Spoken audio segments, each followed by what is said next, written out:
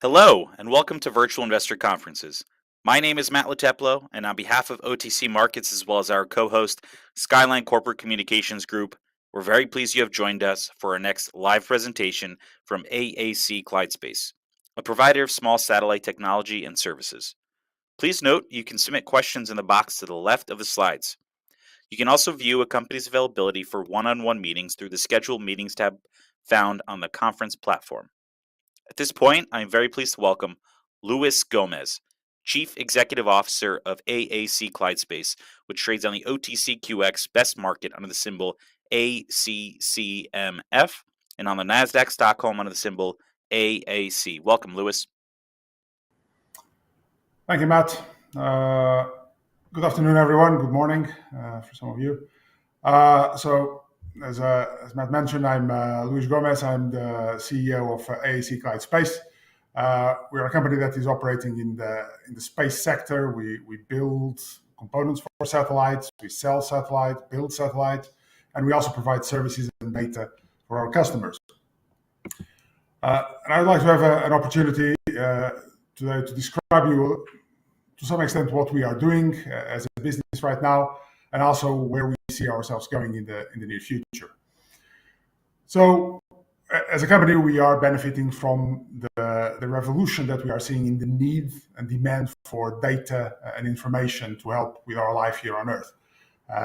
As we face challenges, as societal challenges, as we grow, as the number of people on Earth grows, as our economy evolves, we are noticing that we need more information and more data to actually carry on our daily activities.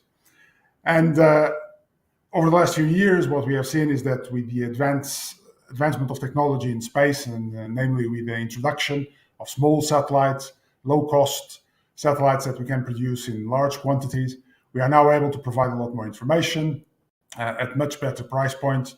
And that has increased the demand for that type of information, for that type of service. So the technology is helping us to actually fulfill the need from the market for more information and for more data. And we as a company, we are benefiting from that revolution, that change in the market, because not only we supply components for satellites that others build, but we supply the satellites themselves. And of course, we have been investing now for a few years in the development of our own capability, of our own data capability, so we can provide the data and the services that customers need from space assets. And we have been investing in that. We have been developing that capability, and 2023 we see it as the inflection point where our business becomes much more driven by data and information and services. We will still be doing hardware. We are still building hardware, but we see that in our business mix, data and services are becoming increasingly important. And 2023 is the year that we will see that really changing for us. So this need for information and this need for data is driven very much by some megatrends. Starting with sustainability, the need to actually make our lives more sustainable, making our businesses more sustainable, facing some of the issues that we see with climate change, the challenges we see with food production. All of those are actually driving the need for more information and for more data, so that we can make better decisions on our day-to-day business and our day-to-day lives. And together with that, we are seeing an increased demand for information from this connected world that we have been building, represented very much by the concept of Internet of Things, where everything is connected and we can control a lot more the environment around us, because we have that ability to now activate individual machines all over the world remotely. And as such, we can do a lot more. We can control our environment a lot better. But of course, to control better, to make better decisions, we need more data and more information. And hence, this is also driving the demand for more data, for actionable information. And at the same time, we see a big increase linked to the two other trends on the blue economy. As we face challenges globally with climate and with food production, we also see that the oceans become increasingly important. Understanding and managing the oceans becomes increasingly important. Not only a lot of our trade, the large majority of our trade is done through the oceans, but also a lot of our climate is driven by the ocean, and also a lot of our food production comes from the seas. And what all that means is that we need to actually be better at managing the oceans. And these three trends are driving very much this demand for information, this demand for data. And we see that happening on day to day. We are increasingly asked to provide data sets, to provide information to support these activities. And this, of course, as I mentioned, this happens at the same time as we have seen a revolution in the way we build satellites, we design satellites. Traditionally, satellites were big, expensive things, usually owned by government. It was very difficult to access data or information that they produced. They were unique. Usually, you built one. They were very expensive. They were very difficult, technically difficult to build. And what we have seen in the last 10, 15 years is a big shift to much smaller satellites, to much more affordable satellites. We can now build satellites that are owned, financed and owned by commercial companies. Because they are smaller, they are faster to build and lower cost. They're also cheaper to launch. We saw a big revolution in the way that we do launches. With the number of rockets, commercial rockets nowadays is much bigger. The cost of launching the satellites is much lower. And what this has done has allowed an explosion in the number of satellites. And nowadays we don't do just single satellites for one purpose. We do all constellations of tens or even hundreds of satellites. And what that allows us is to not only provide a lower cost price point for the data and for the information that those satellites produce, but it also allows us to have many more of them. And in that way, we can actually build much more real-time constellations that are monitoring the Earth, that are giving us continuously a picture of what is happening on the ground. And that has been possible because we do these small satellites. And at the same time, because these satellites are now owned by private companies and by commercial companies, the data is much more accessible. I remember at the beginning of my career, one day I needed to access some imaging data from a satellite, and that was extremely difficult to do. Nowadays, you've got tens, if not hundreds, of companies that actually allow you to have access to data from space, to that type of data, and it's much easier and it's much quicker to actually access the data. And what that has done is create an explosion in the applications of data. Once the information is available, people will find ways of using it and will find ways of monetizing it. And what that is driving is this increasing need for more information. Speaking a bit about the company, so we have been operating for many years. We have gained a long experience in designing and building hardware for space. And as I mentioned, we have been building these ability to deliver data and services from our own satellites, not just selling satellites for third parties, but also owning our own. And we have full in-house capability, so we can design from the components, from the computers, the power systems, all the way to satellites. We can design, build them in-house. And over the years, we have seen a growing trend for the demand of satellites and for components. And that is shown by our increasing revenue and also our improving EBITDA over the years. And particularly on the first quarter of 2023, our revenue was more than, for instance, for the whole year of 2019, showing the growth of the company. But also we hit a positive EBITDA at the beginning of this year, and our order backlog hit a record value of 460 million Swedish krona. That is about $46 million. And we have targets. We have revenue targets for $50 million in 2024 and about $220 million by 2030. And this is driven very much by this increasing demand for data and services from space. So we continue to supply hardware, we continue to supply components for other manufacturers, we continue to supply satellites for some customers that want to own their own satellites. But where we see a big growth and a big drive for our future growth is in providing data and services. And this is not only because that sector of the market is growing very fast, but also because margins are better on that sector of the market.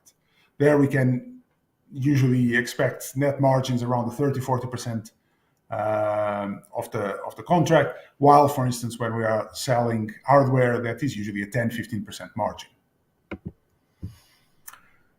And the company, the way we have been growing our group and growing our competencies very much reflects this approach of selling hardware, but also services and data. So we are currently 6 companies spread around the world, what gives us not only a spread of capabilities and that all build up into our ability to provide hardware and services, but also give us a good geographic distribution and a good spread of skills. So we have companies that are specialists in providing the components, individual components for doing satellites, and we have others that are specialists in managing constellations of satellites, making sure that the satellites operate and provide the data and the services that our customers need. So we have that global vertical integrated system. And to give you an idea of the kind of data and services that we are providing, on the right, you've got on the top right of this slide, you can see data that we provide to organizations tracking vessels, ships around the oceans. So each red dot is one vessel, one ship that we detected, one of our satellites detected. This was an image taken in April this year. We do these every day.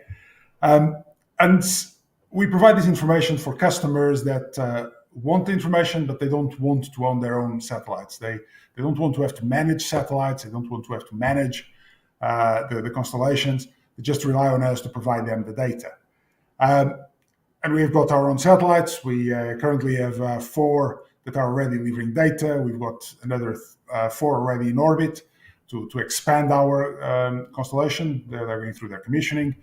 And for the rest of this year, we've got another 2 to launch for this constellation.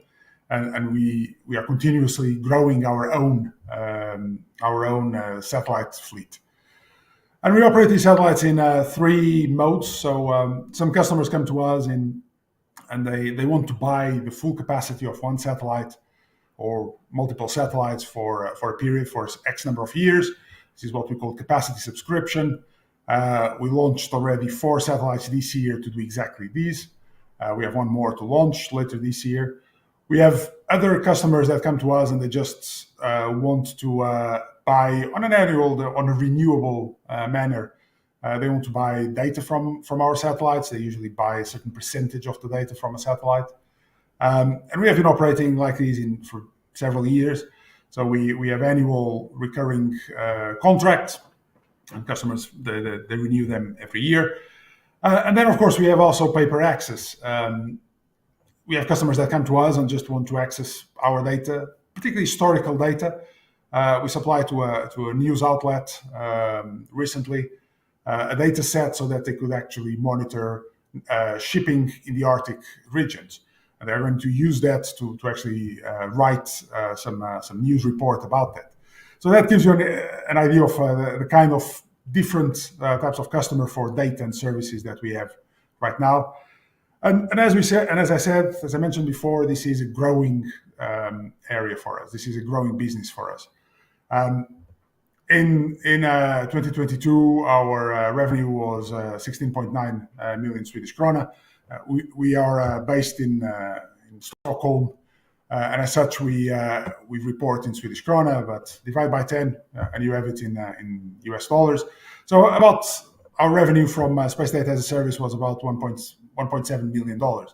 But for 2023, our order backlog, and for the years coming after 2023, our backlog right now stands at about $16, $17 million going forward.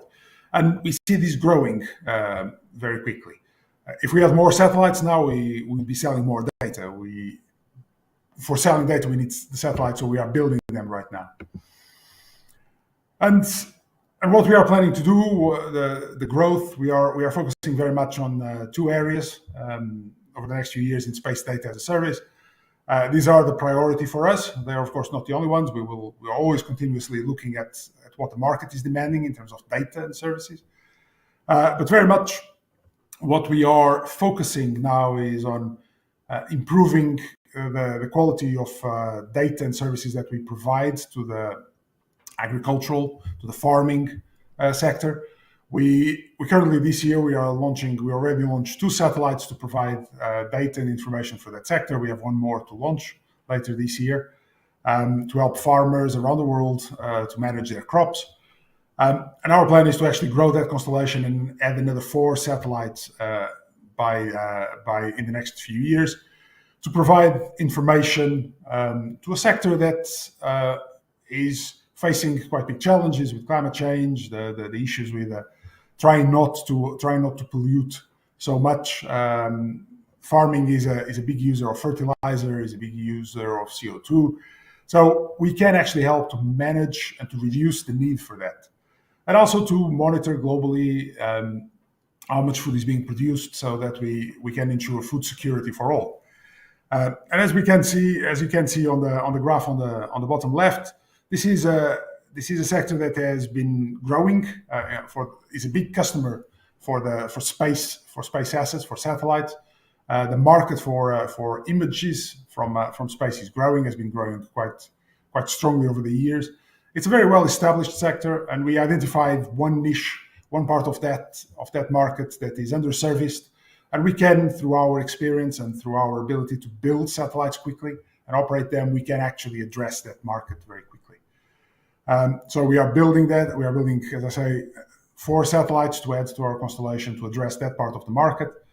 And then, of course, there are significant upsides, like, for instance, the growth in precision agriculture that allows us to reduce substantially the amount of fertilizer, water, pesticides that we use on farming. And this is an area that is expected to grow phenomenally over the coming years. And space plays a big role because we provide the data and the information that farmers need to do precision agriculture.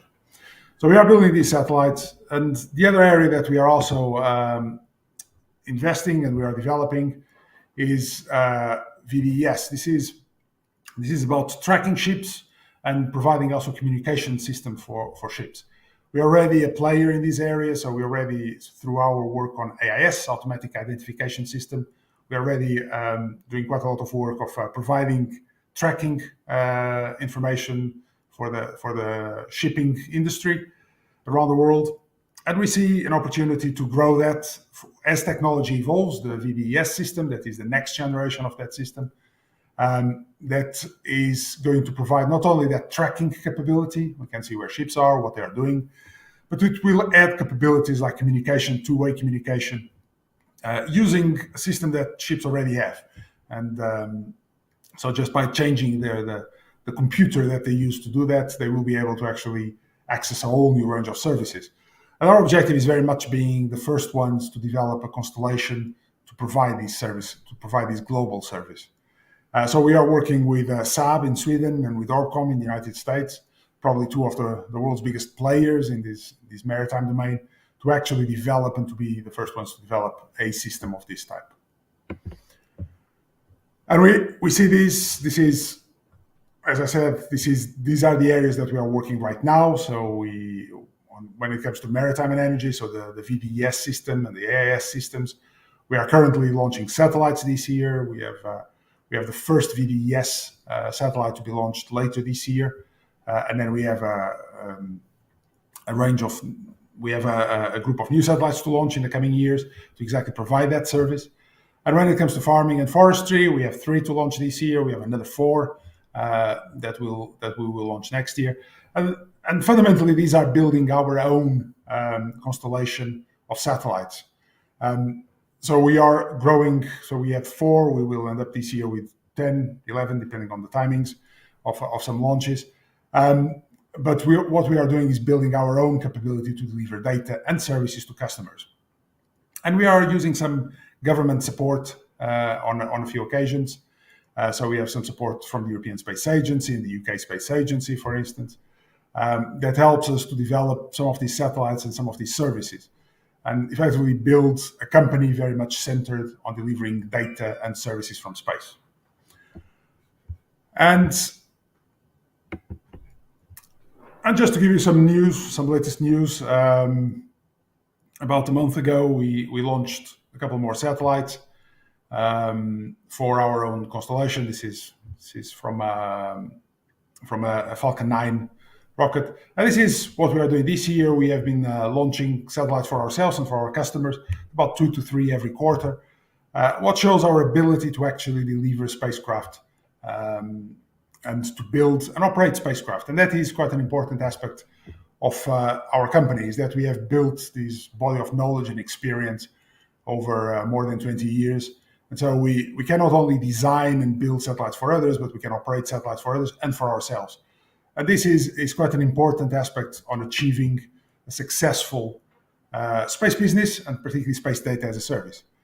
So just to finish, in terms of where we are going, we are a company with the skills and the capabilities to build satellites, to operate satellites. We have the experience and the knowledge, but we also have the satellites and the assets, and we have the business plan to actually take us on a growth path from our current revenues to about 2.2 billion SEK, about $220 million in revenue by 2030. We are on that path, we are on that growth. 2023 is a very important year for us because it's the year where we are starting to deliver several of these services and where we will see a very big growth of our space data as a service. So thank you very much for your time. I will see if there are any questions. I see that there are a few questions. I will answer them.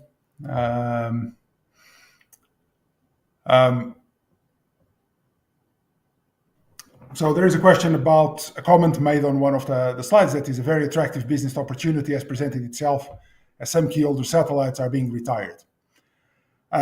This mentions, so this is currently for agricultural, for farming data and information. There are several satellites that are providing this service, and particularly in one area that is underserviced of that. It's quite a wide field. There are many different types of information and data being provided, but on one of them there are very few satellites actually providing that data, and there are actually only 2 currently, and they are reaching their end of life. So there is quite an opportunity there in the market. There is a gap in the market that is opening, and at the same time we've got this support from the space agencies to provide some satellites and to provide to build some satellites. So we can actually build a constellation, and we can take advantage of the opportunity that has emerged.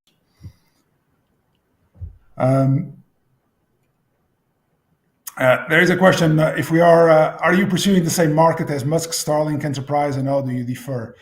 No, we are not. So we are not operating in the broadband communication system. So we are not. Our objective is not to compete with Starlink. What we offer, particularly on the maritime communication side, is a highly resilient and reliable, low data rate communication system, designed mostly to provide very, very resilient communication, using systems that ships already have and that are mandatory, so that they have to have taking advantage of the navigation demands, the systems that they need for navigation. There's a question if we expect positive EBITDA for 2023, and if we will finance growth through own cash flow or seek external equity financing in 2023 and afterwards. So our stated objective is to be EBITDA positive in 2023. We started the first quarter well on that perspective. So for the year, we want to be EBITDA positive. And in terms of financing, our objective for this year is So we are doing some financing right now. So our objective is to grow organically after that financing. After we do that financing, is to use that financing to actually grow the business. In the future, it depends very much on how quickly we want to grow the business and what we want to do, and that's a decision that we will take as the market evolves and as our business evolves. There's a question about what is the useful life of your satellites and how do you launch them into orbit. We design our satellites, we expect our satellites to operate for 5 years, although we don't design anything that shouldn't last longer than that, but that is our target objective in design. And in terms of where we launch it, we use a variety of launchers. We have used very much Falcon 9, the SpaceX rockets over the last few launches, but in the past we have used a variety of launchers and rockets. Depends very much on what the opportunity, the costs of the launch, but also the timing of that launch.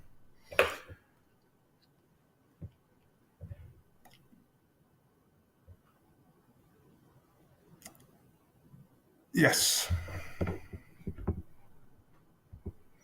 And I